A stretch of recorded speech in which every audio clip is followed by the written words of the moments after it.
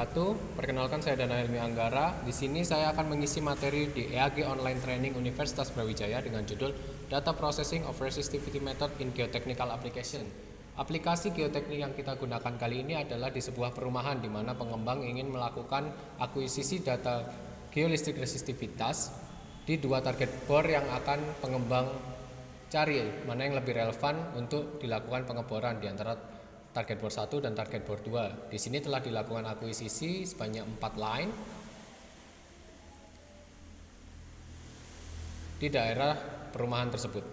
Selanjutnya data hasil akuisisinya seperti berikut. Ini dari line 1. Dapat kita lihat terdapat nilai A AB per 2 dengan arus 60 mA dan didapatkan nilai R1, R2, R3, R4 di mana R dari setiap nilai ini di dalam satu titik melakukan 4 kali pembacaan sebagai quality control. Hal yang pertama harus kita lakukan adalah mencari nilai delta R. Delta R di sini kita melakukan rata-rata dari R yang telah didapatkan sebelumnya. Jadi rata-rata dari R1, R2, R3, dan R4. N3. Sini delta R telah kita dapatkan.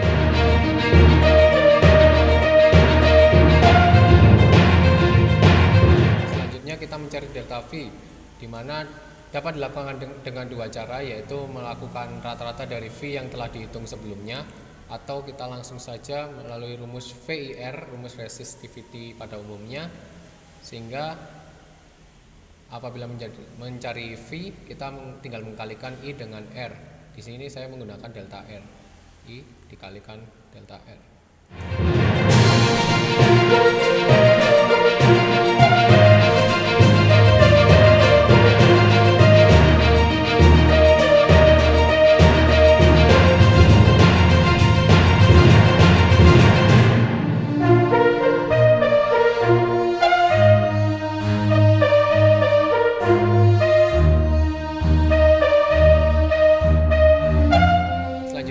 Kita harus mencari nilai row apparent. Di sini saya menggunakan software IP2Win untuk mencari nilai row apparent.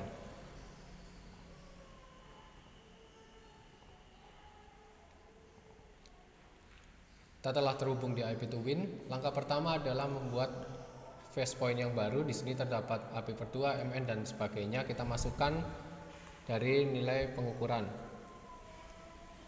Yang pertama AB per 2. Lalu kita menggunakan MN-nya, itu A.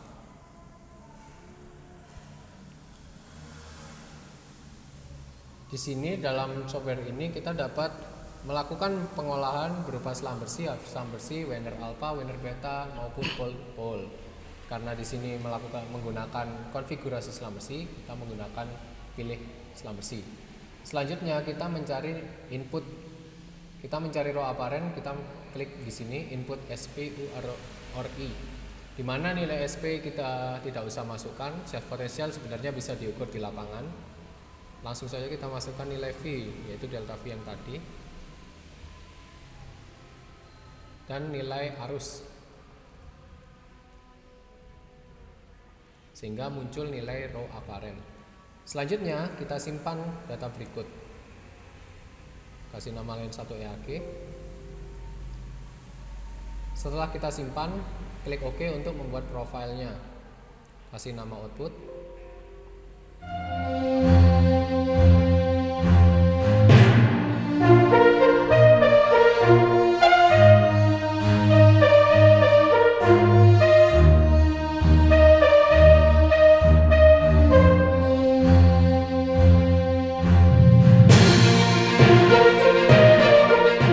Akan muncul sebaran data di mana sumbu X merupakan AB per 2 dan sumbu Y adalah row apparentnya. Di sini yang berwarna merah ini merupakan error dan yang berwarna hitam adalah data. Jadi pendekatan yang kita gunakan adalah pendekatan forward modeling, di mana secara manual kita dapat mencari nilai error terkecil dari data ini. Yang pertama dilakukan adalah kita tentukan mau berapa lapisan yang akan kita interpretasikan. Di sini bebas karena merupakan forward modeling. Saya akan melakukan dan mencari 5 lapisan, maaf. Jadi terdapat 5 lapisan sehingga kita bisa split. Di sini terdapat bar warna biru yang harus kita sesuaikan dengan data yang ada.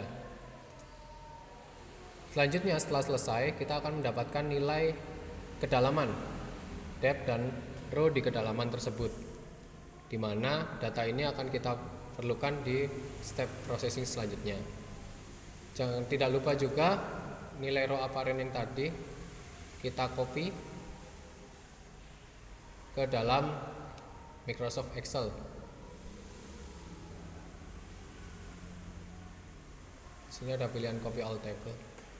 Dikarenakan softwarenya ini software jadul, kita tidak dapat melakukan copy dan paste secara otomatis, sehingga kita menggunakan cara seperti ini.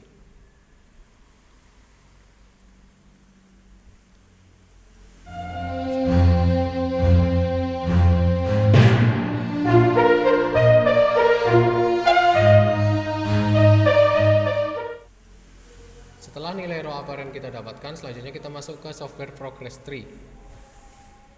Di sini kita isi manual spasi dari data tersebut, telah saya isi, dan memasukkan nilai row apparent yang tadi ke dalam progress tree.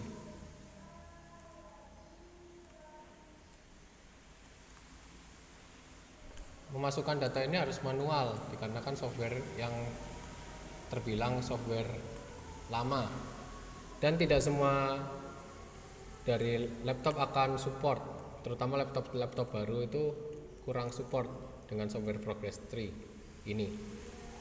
Biasanya software ini yang support adalah laptop dengan kemampuan 32 bit yang tergolong laptop lama.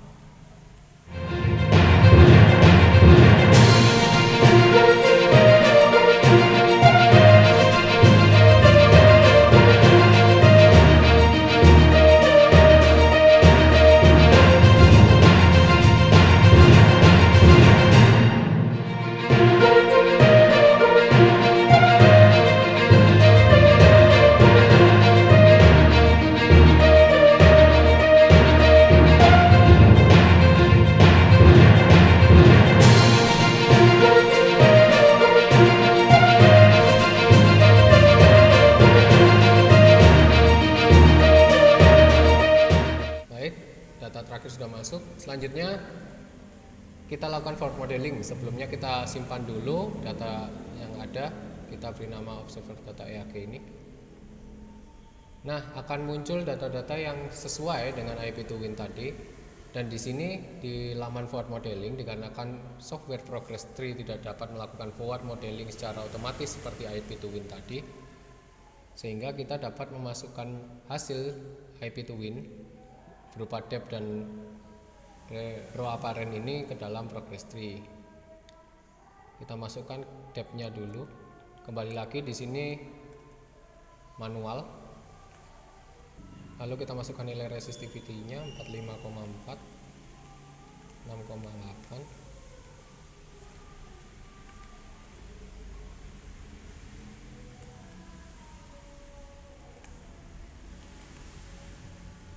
Jika sudah, klik forward processing, akan muncul bar dan grafik yang sama seperti di IP2Win tadi,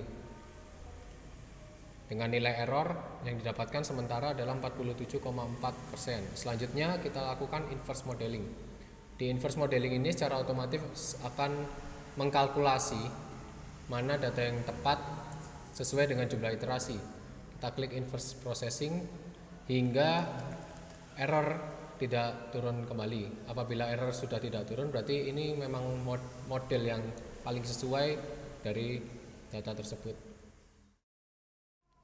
Nah, inilah hasil dari interpret data yang tadi. Dapat kita lihat terdapat beberapa parameter di sini. Jadi ini ada tabel yang tadi kita masukkan datanya, itu RMS-nya, dan di sini dapat kita lihat 1D dari data tersebut. Jadi resistivity log, dimana dalam kedalaman hingga 10 meter ini memiliki resistivitas 40,5 dan selanjutnya. Dari 1D ini dapat kita lihat bahwa di kedalaman 20 meter lebih 21 mungkin 20 hingga 21 meter terdapat resistivity yang sangat kecil, disusul di kedalaman 25 hingga 29 meter di bawah permukaan tanah ini terdapat resistivity yang kecil. Di sini dapat kita interpretasikan bahwa di line 1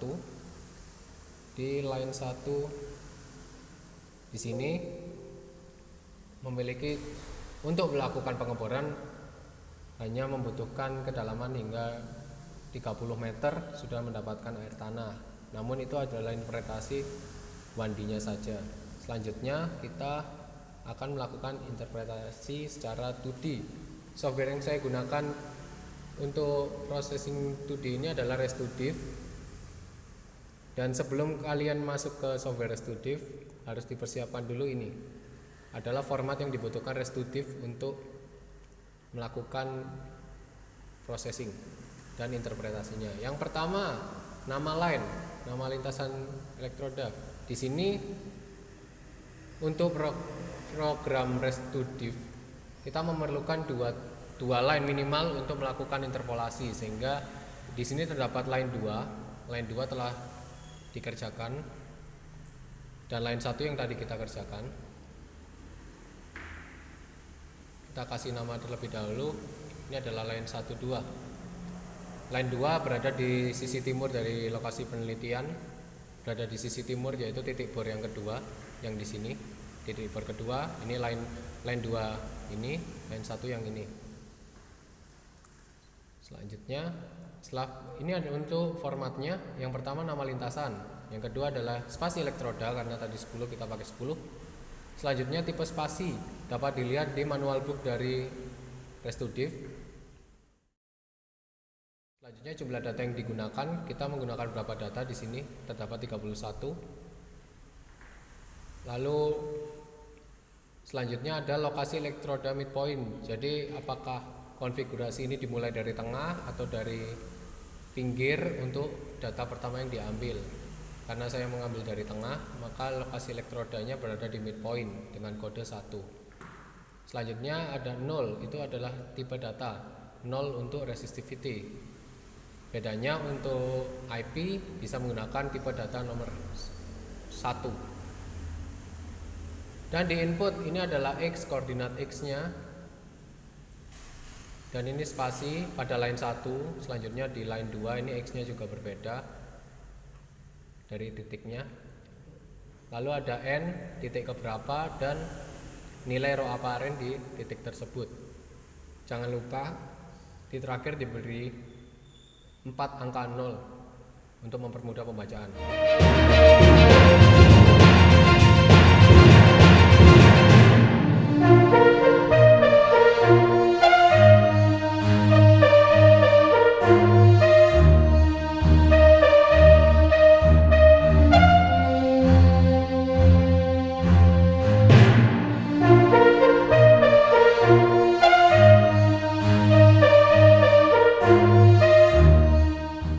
Selanjutnya kita kopikan saja data ini ke notepad, lalu di save,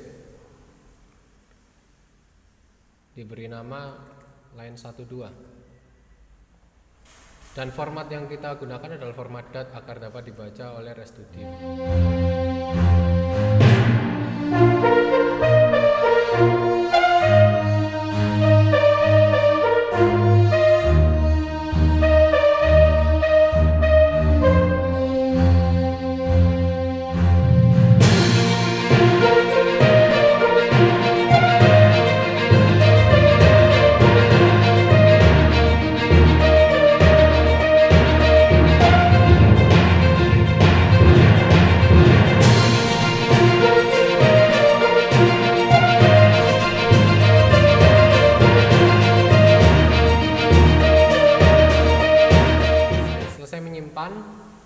Langsung saja kita ke software ResTwoDiff.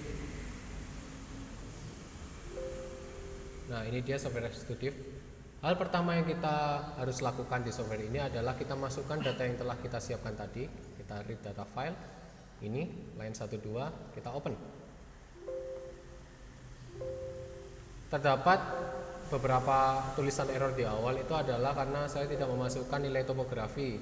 Kalian bisa memasukkan nilai topografi di bawah data sebelum angka 04 tadi. Dapat dilihat di manual book dari Restudiv. Selanjutnya setelah data terbaca, langsung kita lakukan inversi secara least square dari data tersebut. Ini menyimpan outputnya. Nah, di sini akan melakukan inversi dari kedua data yang telah ada di dua titik dengan iterasi sebanyak 5. Dapat diatur iterasinya nanti di inversinya.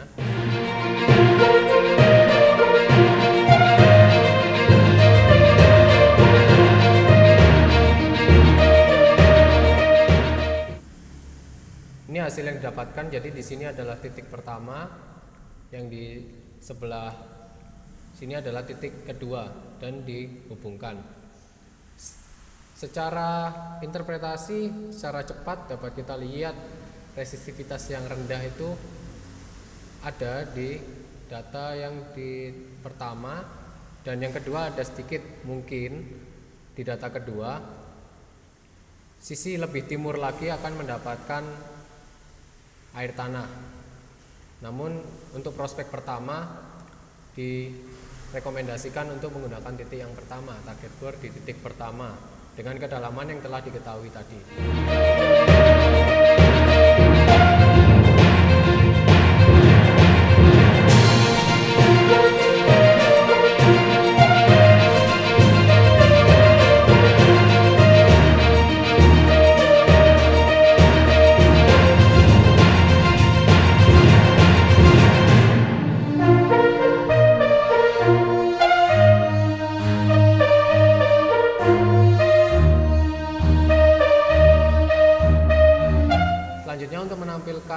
Lebih jelas, langsung di display saja, dan kita display data model section. Terdapat banyak iterasi, 5 iterasi. Kita bisa milih di mana iterasi yang paling banyak adalah iterasi yang akan digunakan. Nah, oke, logaritmic control interval oke. Dan inilah hasil yang didapatkan dari pengolahan data resistivitas geolistrik resistivitas untuk daerah geoteknik, sehingga interpretasinya bisa banyak hal, yaitu kita bisa interpretasi lapisan keras, di mana daerah kedua, titik nomor 2 ini memiliki lapisan keras, dan titik pertama memiliki potensi adanya air tanah di kedalaman hingga 43 meter dan dapat didapatkan di kedalaman 13 meter dengan error 27,6%.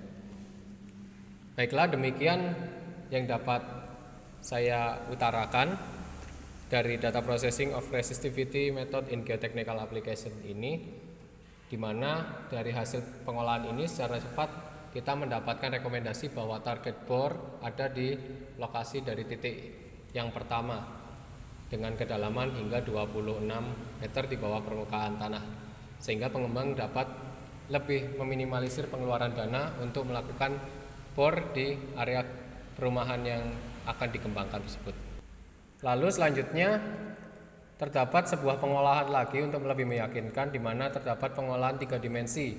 Di sini tidak ditampilkan di video ini, namun untuk teman-teman yang ingin mengetahui video dari pengolahan 3 dimensi metode geolistrik resistivitas, dapat di like dan subscribe dulu channel EAG di bawah ini, lalu kalian dapat screenshot dan mengirimkan ke email EAG, sehingga nanti dari pihak EAG akan membalas untuk video 3 dimensinya, di mana untuk penggunaan video 3 dimensi nanti kita akan dapat mengetahui bagaimana citra bawah permukaan dari keseluruhan area perumahan yang ada, dan lebih memperjelas interpretasi selanjutnya untuk area perumahan tersebut, sehingga pihak pengembang pun akan dapat tervisualisasi dengan lebih baik terhadap pengeboran yang akan dilakukan. Sekian dari saya, Dana Helmi Anggara. Terima kasih. Jangan lupa juga untuk selalu follow akun EAG online training di chapter berikutnya maupun di kegiatan EAG yang lainnya dari Universitas Brawijaya. Terima kasih. Assalamualaikum warahmatullahi wabarakatuh.